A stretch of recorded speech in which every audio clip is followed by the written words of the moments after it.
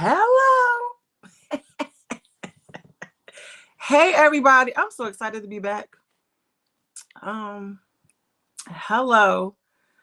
Whew. Before we get started, can we talk about my makeup first before we get into before we get started? Can we talk about my makeup?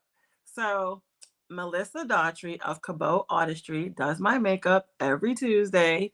First, before we get we're gonna get into the makeup, but first I want to apologize for missing so many weeks. It's been homecoming after homecoming.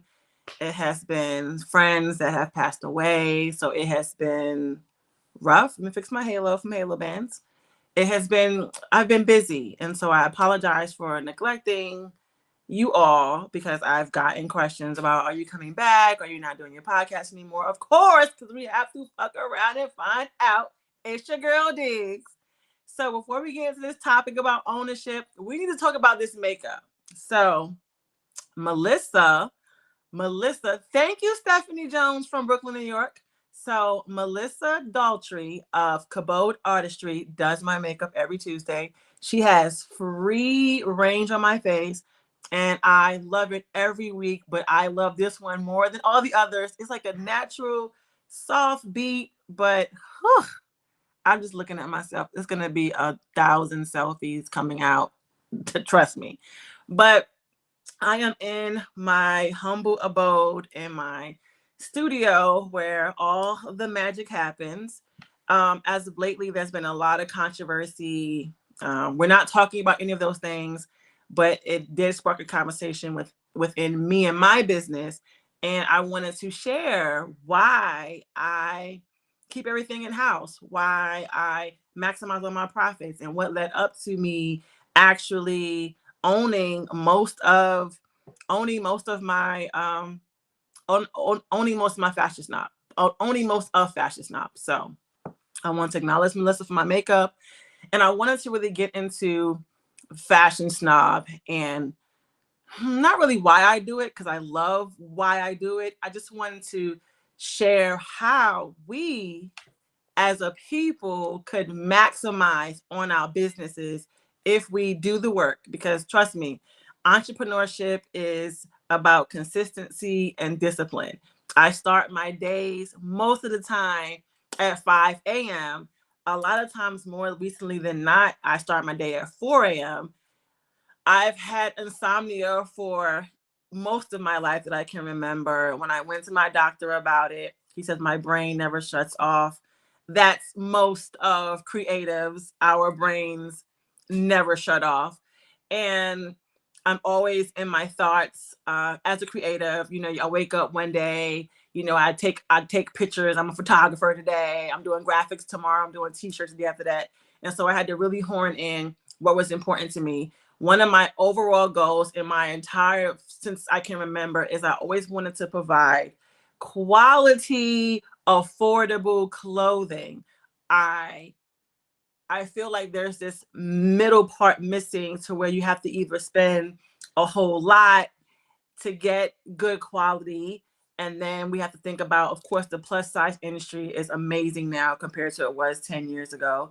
And so we're now that's good. But then there's always this middle point of, okay, so the stuff that's in the middle for us, sometimes it's affordable, but it's not really stylish to where we can have a consistent flow of maybe having a consistent brand or somebody that we shop with. Or the alternative is going to a lower end place, but it's like a wash and wear thing. You can get away with it for a night, but you wash it and it doesn't really get through.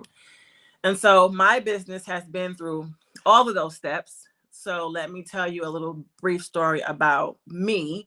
I have been in the t-shirt industry whew, since 90. I want to say since I was in high school, because I went to the High School of Fashion Industries in New York. I went to school originally to become an interior decorator. That was my original reason for going to that high school. It was a fashion school, but they had other things. And in that, I learned how to make paper. I learned about fabric. I also learned about silk screening. I learned on one of the first ever silk screening machines where you had to cut this stuff manually. And if you made a mistake, you had to start over. So I've been in the industry for a long time. When I was in my senior year of high school, we had to learn how to make all of the stuff that we did by hand. We had to learn how to make it electronic. I learned on potentially not one of the first Macs, but we learned on Macs, which was interesting because now the dynamics are different. But nevertheless, I learned graphics, basic graphics. And in that moment, it changed my entire trajectory on what I wanted to do in my life. And I wanted to go into graphics. So in my senior year of high school, I went from wanting to be interior decorator in college to actually wanting to do graphic design. And so that ultimately was my major when I went to higher outside of high school. When I went to college, I went to become a graphic designer. When I first started doing fast forward, I start doing graphics, right? I'm doing t-shirts. When I first started getting my shirts made, I was paying someone who was paying someone to do my shirts. So they were pretty much a broker, which I didn't know what that, maybe the first elements of third party vending, they were so if, I guess the person that I was paying someone else. Now, my rate, what he was charging me was about, if I can remember, was about $15 a shirt based on color. If it was a plain colored shirt, it was $15. And I was charging my customer $20. Like, this is back before I knew about wholesales. So I'm getting my shirts from Michaels, depending if you got a coupon or not. You're spending about $2 to $3 on a shirt, right? So my shirts are 20. I'm spending 15 off top to get them made. That's only leaving me $5 to work with and $5. So my shirt, I got to get it for $3, right? So I'm only making maybe $2 a shirt, maybe that. What's crazy, I think I went up to $25 a shirt. So if I did that, I'm probably was only making like $7 a shirt. I'm not. But this is the real math, right? One summer I released a shirt. It was like 757 and it was spelled out. That was, I guess, my first real moment of going viral, 2014, 2013. I sold hundreds of these shirts, right?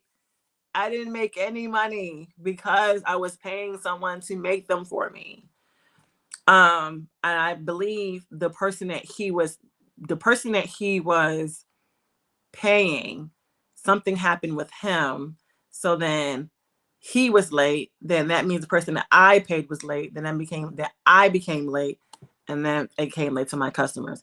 And when you are a small business and you are a woman in business, especially a Black-owned business, we unfortunately do not get a lot of grace from our beautiful customers that we love oh so much. We don't get grace. We don't get leniency in delays or anything. And it's unfortunate because that's a different show. It's unfortunate. And so that affected me. That affected my inability to perform and to do good work. And so it was like noted. But at the time, owning my own equipment seemed unattainable. It seemed like these were things that I couldn't afford. Fast forward, right? I launched Fashion Snob 20. We fast forward 20 years. We're not going to go through the whole story. We're going to fast forward 20 years, right? I launched Fashion Snob officially in 2020 in September. However, Fashion Snob originally started as a t-shirt on a previous brand that I had called House of Dignity, which is where I started, not really where I started, but one of my first real elements of graphic tees. And even then I wasn't really making any money. So that's another conversation. But I put everything I had into Fashion Snob. We're all good to go. Everything is working out. We're doing well. I'm still hiring people to do my stuff. I'm not making any money. What I learned was that when you do third party, you don't really have control over anything, even though you potentially may do all the work as far as like the graphics or whatever. So here I am, I'm designing all of my own work. In some instances, I was supplying the materials, and yet I'm not making any money from it. And so I remember doing this event in Maryland. I did this event in Maryland. I made a lot of money that weekend, and I came home and I started buying my own equipment. I started learning. I started researching about wholesale vendors. I started researching on press machines. I started researching on silk screen machines. I am not a fan of silk screens. I'm not a fan of it because, you know, they tend to wash out after a while. And for me, what's important to me is quality. And I'm not saying I don't use that feature. I'm just not a fan of it. That allowed me to change my profit from $3 to, you know, I upped the prices of my shirt to $25. My profit became $17 a shirt. And I was able to keep all the money because I'm doing all the work. Now, here's the thing. If you're not capable of doing the work, it's okay to outsource temporarily. But if you are outsourcing, I want you to learn his thing. I need you to learn I need you to learn about what you're selling. So if you're like me selling t-shirts, right? I am not called the Fashion Snob for nothing. I am called the Fashion Snob because snob means someone that is well intelligent, well versed in a topic. I am fully educated in fashion. I am fully educated in t-shirts. I am a snob about these t-shirts because I've been doing t-shirts for over 20 years. I am invested. Now, however, you will never ever master anything. You will, because life is always changing. Think about, I learned on Illustrator 1, Photoshop 1, when you didn't have any, that's a whole nother platform. I think Adobe is on Creative Suites. I don't even remember, but I remember when I bought Adobe Master Collection, it cost me $5,000 and I only have it on one computer. So that's how far back I go into, you know, this t-shirt thing, right? And it's just like when you go through these processes, you make a lot of mistakes, and you make a lot of mistakes, and you have to learn along the way. Like I said, there's nothing wrong with you getting your stuff outsourced. There's nothing wrong with that. But at the end of the day, you need to learn what you're selling. You need to learn about your product, how it's made, what it's made out of, what it takes, turnaround time. Because when you outsource your stuff, you know, people could get over on you because of the lack of knowledge. So you need to know about what you're selling. So if something is not right, you know that it's not right, and you can pose a question. You can't pose a question if you don't know. So don't sell something without actually learning the knowledge. Like I said, I am a snob. Snob is someone who is well versed in a topic. That means I do a lot of research. If you ever come to my studio, there are books everywhere. I'm a reader. I'm a highlighter. I'll write it down. I will have Post-it notes everywhere just as memory. But I am a snob about these t-shirt things. And let me tell you something. You have to get away from them third-party vendors. Case in point, when Fashion Snob went viral the first time, it was quiet. It was quiet. I was out of the country, believe it or not. I look up, we literally had $4,000 in sales in 3 days. They literally sold out my infamous Sucker Free. It was sold out. I was out of product. I knew that I was out of product. I also knew that there was a demand. So me, not really paying attention and being greedy because I'm excited about these sales, I am able to control my site in regards to adding quantities. So here I go. I add quantities to accommodate the demand, not contacting my vendor at all. So I get back into the States. I send an email out. Lo and behold, guess what? They're on Chinese New Year's, which means I have to literally wait about 3 weeks for my patches. 3 weeks. What real customer is going to wait 3 weeks for product from a business, a small black owned business? I people thought I was a scammer. The damage control was phenomenal. I love my customer service team. They are phenomenal. But I will say, I thank God for the people that stood with me in that process, because I literally have a 1%, if not less, return rate, because my customer service, for the most part, we have some ones, fall through, have amazing customer service with my customers. I do not have a high return rate. However, that set me back. So even with my success and with my business growing, I'm literally behind. So I had to change my website, because typically it's between 5 to 7 business days, because I'm still making everything, right? It went from 5 to 7 business days to 12 to 14 business days. That's 3 weeks. I'm literally waiting 3 weeks, because I had to wait the week and a half for the Chinese New Year's to be over. Then I had to wait for them to actually make the stuff and then send it to me. So it took them almost a month to get me the product. So here I am, viral, sold out, and yet I can't get no product to anybody. It freaking sucked. I hope, I feel like I'm yelling, but it really sucked. But it was a learning experience, because even with that, the sales weren't stopping, the emails weren't stopping. People want their stuff when they want it. And so that also posed a question. I was able to, I have a good rapport with my vendors. I have about literally maybe 2 handfuls, but 5 strong, consistent vendors.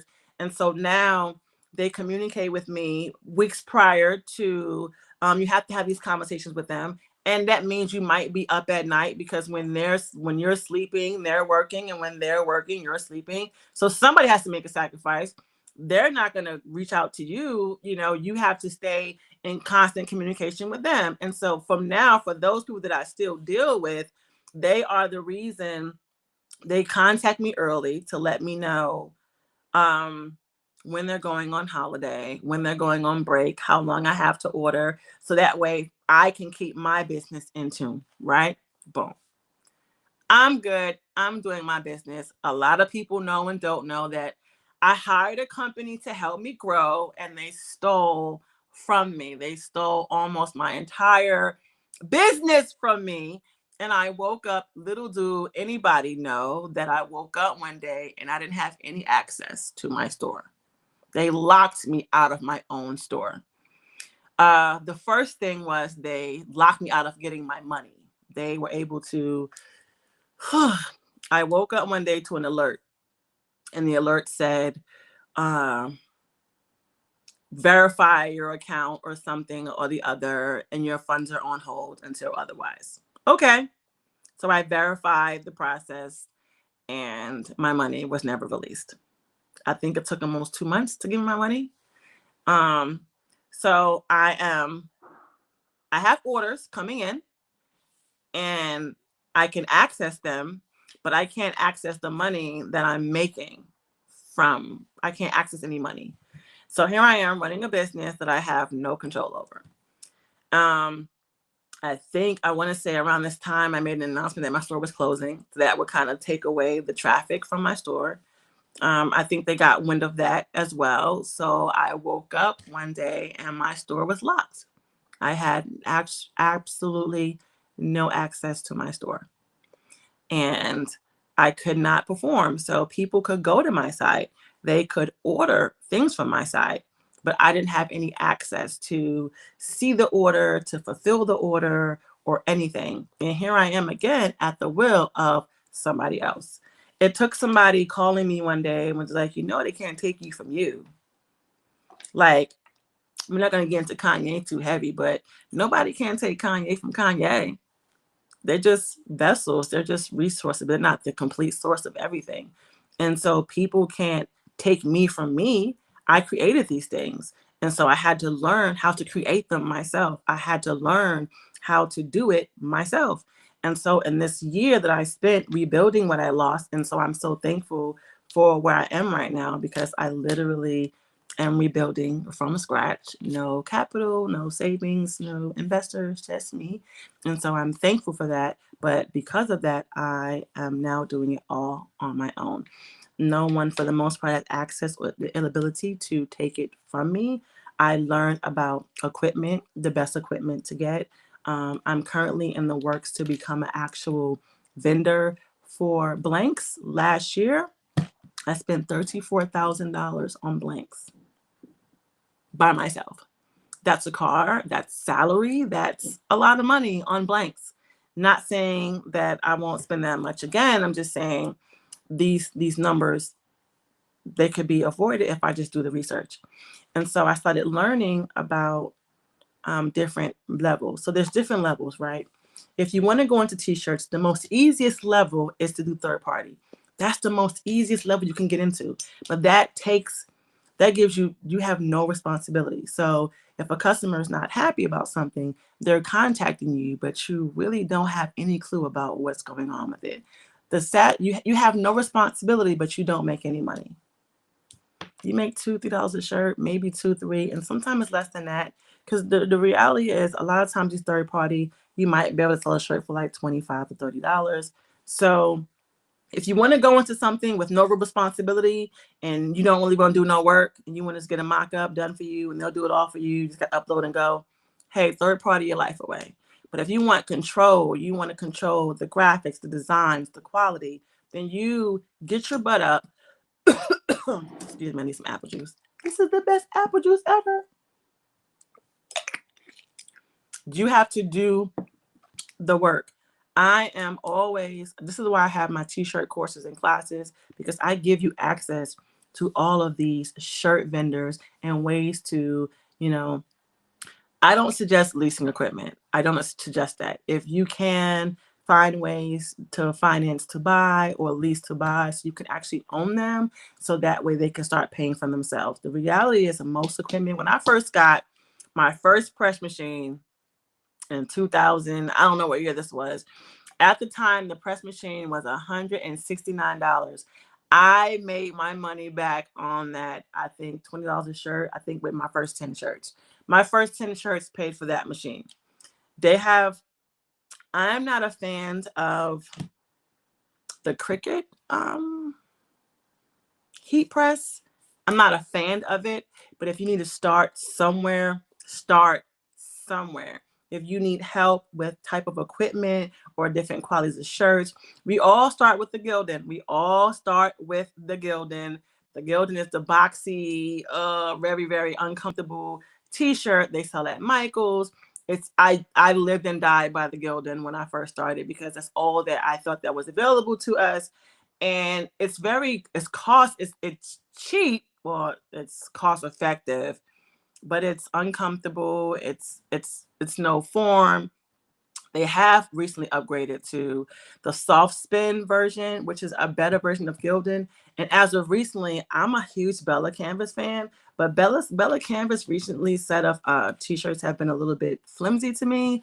So I'm kind of on the fence about, there's been some ownership changes behind the scenes. So that definitely affected their inability to produce the same quality product. But if you want to get into t-shirts, I'm employing you to learn the industry, because no one can take you from you. And if you are able to do it yourself, then why not? Of course, it's not going to be easy, but it's worth it because you own it. There's nothing you have to think. All of my graphics I do all of my graphics. And for the most part, I still press all of my shirts. So when somebody says something about my product, I kind of can remember, I can look up orders and things of that nature. Now, when I attempted to hire people, I was paying people $20 an hour to stuff envelopes. All they had to do was put the t-shirts in the bag.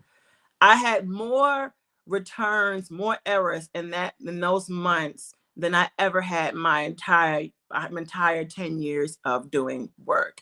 It was hell. I'll say that. And so if you do want to bring people on, make sure that they are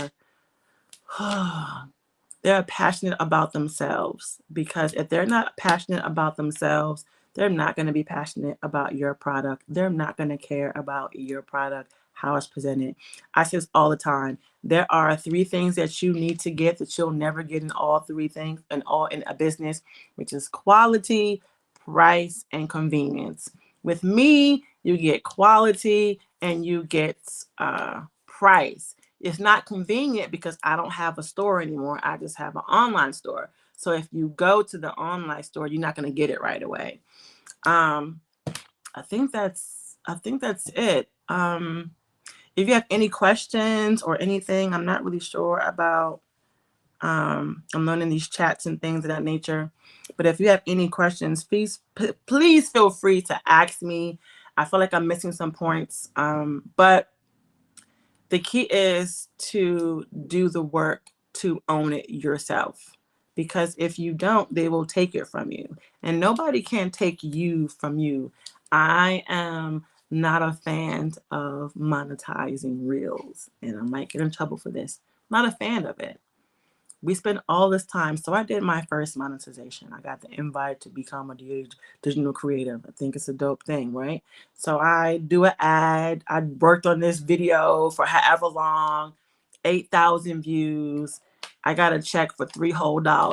In my mind, I'm thinking like this, maybe it's just mine because I'm a beginner, but that's not a lot of money for all of this creativity that's being seen by the world and that's being potentially stolen by other people. Now, let's be clear about my actual numbers. My ads and my Fashion Snobs visual has reached 3.2 million people.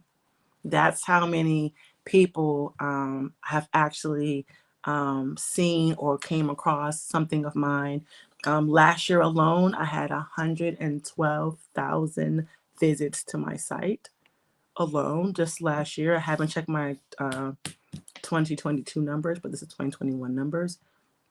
All these things is because I focus on quality and I focus on price, is because I do not outsource most of my stuff. And if you do outsource, let me say this. What did you say? Melissa said, when you finally realize you needed, okay, hold on. When you finally realize that you needed to expand and upgrade your equipment, I hope I didn't miss the answer. When did you finally realize? I finally realized that I needed to upgrade my equipment when, okay, so in 2016, 17, I dropped a kids collection, right? I have a kids collection. It did well, but I had to stop it because of this. So this is when I had to get my own equipment. I started a kids collection. It's called the UR collection. It's where the notebooks and stuff come from. I don't have one in front of me. I don't have a notebook around me, but I have notebooks. I have custom notebooks that I make. They're a branch off from this t-shirt collection, right? Now, my mind, I'm going to the same guy who did my other shirts, knowing even though I changed, at the time, I was just doing like one color shirts, right? So I changed it to these full, beautiful, bright, full color graphics. And so I submit all this stuff to him. Now I know about printing. I know about direct to garment, the white cartridges. I know about all these dynamics. I just don't have the equipment, but I know about the equipment, how to use it. So I submit to him. So I launched this product, right? I launched it like a week before school starts. I launched this product. It goes bananas, right? I sell hundreds of kids t-shirts, right? So I submit all these graphics. You have the notebooks. You said, I remember I had the t-shirt notebooks, right? So, right, that collection. So I sell hundreds of these t-shirts, right? I send all this stuff to him. I find a site that, I find the blanks. I find a site that orders the blanks. I buy all the blanks. I give him all the files. I give him all of the blanks. And I'm like, just give them to me as you do them. And then like kind of in an order. And literally, this was a pre-sale. Real quick, stop selling stuff you do not have. These pre-sales, I know it's a way to get the money up to pay for the product. I understand the dynamic. But if you do not have a FedEx ticket that is on the way or that it's in the States, it could potentially ruin you. So I did a pre-sale on these shirts. Get all the material, send it to the printer. I go pick up the shirts. Trash. The stuff didn't fit. The printing was horrible. The resolution was bad. He did not use his white cartridge or anything. And if you know about direct-to-garment is a machine that prints directly onto the garment. However, if you do not have the white cartridge and you are printing on dark items, the ink doesn't seep in. The point of the white cartridge is for you to print first the white and then overlay it with the graphic so it pops on the dark color shirts. I'm assuming he thought I didn't know that. So I go pick up the shirts from the broker, by the way, and they're all bad. And then he didn't have the attachment for smaller items, for the onesies, for the t-shirts. And so he was literally stretching the t-shirts on the machine. And so when he was printing them, they were printing out stretched.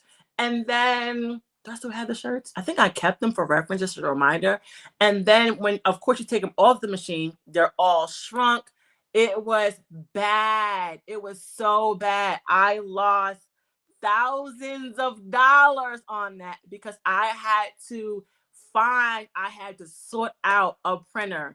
I found a printer in Hampton, I believed, and she did the best she could on the pricing. Her printing was amazing, but I had to turn around and spend $16 a shirt to get everything redone. I didn't make any money. It almost bankrupted me. No one knew. And I just quietly just did away with it because I couldn't afford it. I couldn't afford the third party. And I did an event in Maryland.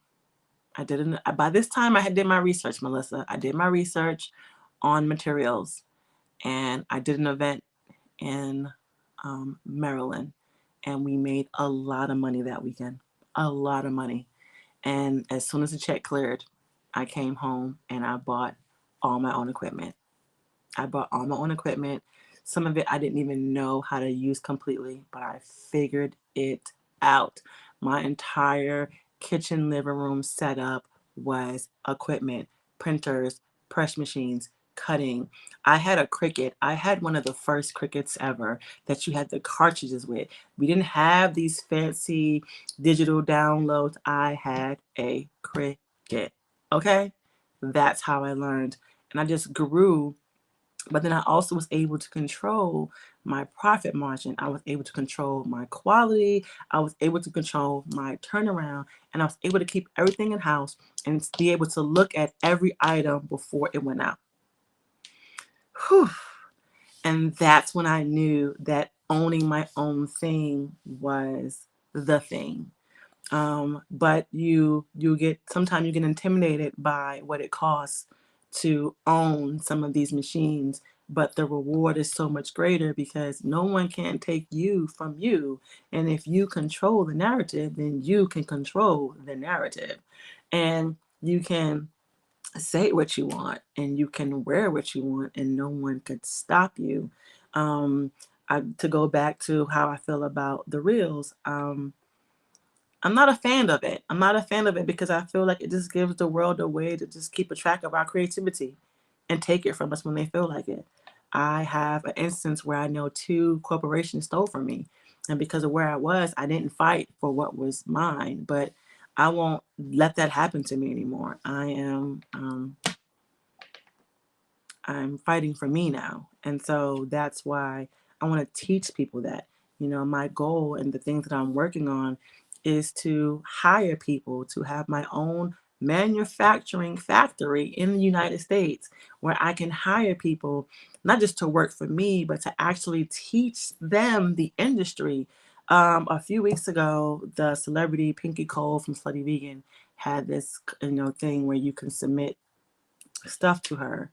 What was amazing to me is the amount of garments she received, all from Black businesses. So many racks and racks and racks of t-shirts and hats and earrings. Why are we worried about the next person? Because clearly there are 400, 500 people that are not worried about us. And I use this analogy all the time. I think I rambled a lot. I hope I got a lot of information off. But if you have any questions, please let me know. But I always say this. I looked it up on my phone. There are, as of 2021, there are 331.9 million people in the United States based on the census. Now, it might be way more than that, because you never know, the numbers kind of be finicky, but that's what it says on the site. So if I take 1% of that, that is 3.3 million people.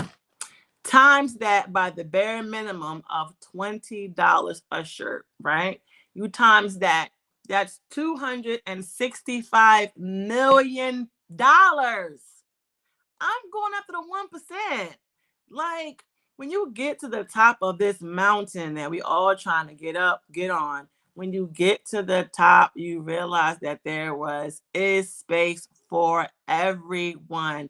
I have no problem sharing my knowledge with people, because what is it hurting me to help you? Like, me helping you is helping me. Like, because even with that, right? Let's just say the reality is most businesses can't even handle the 1%. They can't handle half of that. They can't even handle a quarter of that. You can't even handle it. You don't even know. You don't even know how to maintain that. You don't even know how to manage hundreds and hundreds. Do you know how many orders I've had in the last 2 years alone?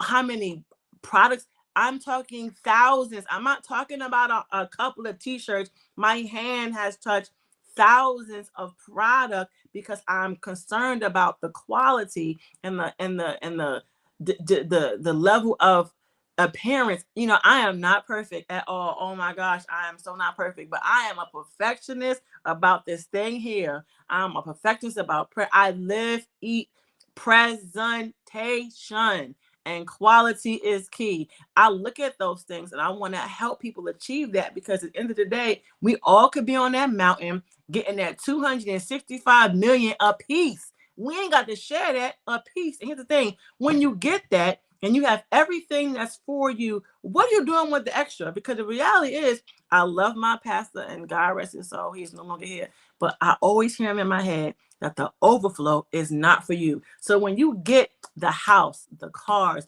you're debt free, you got a house for your mama and your house for your cousin, and you got this car and that car, and you have money just sitting there after your investments and stuff, that money ain't even for you. It's for you to help somebody else. But we be so selfish that we don't want to share. And it's not even about us. So I said, you know what? Let me go ahead and share, because God has kept me and restored me this entire time. And all that I have in me is priceless. And all it takes is hard work and dedication. Real entrepreneurship starts with discipline and consistency.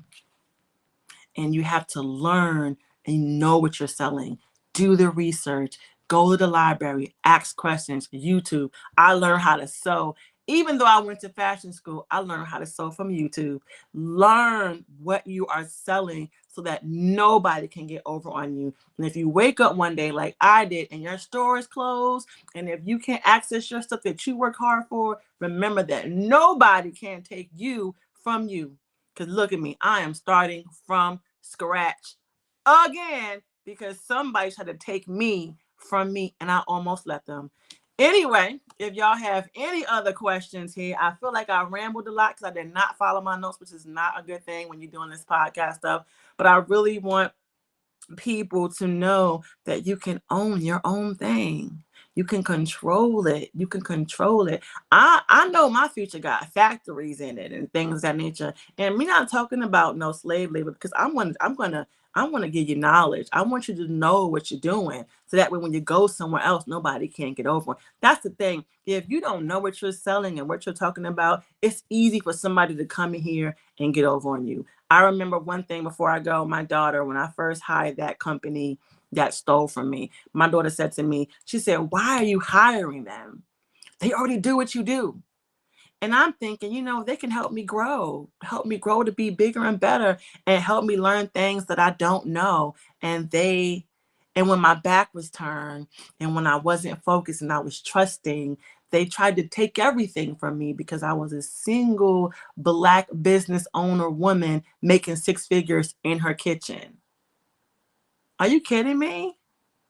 I will never let that happen to anybody that I know on my watch, because I had to endure. I went from making $50,000 a month on graphic tees to nothing.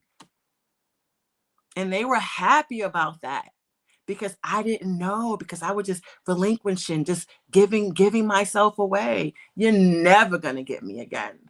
And I'm never going to let them get anybody that I know. So if I have to share the knowledge about third partying and marketing and running ads, I'm gonna scream it from the rooftop. And I don't need no money for it, because God's going to take care of me just fine.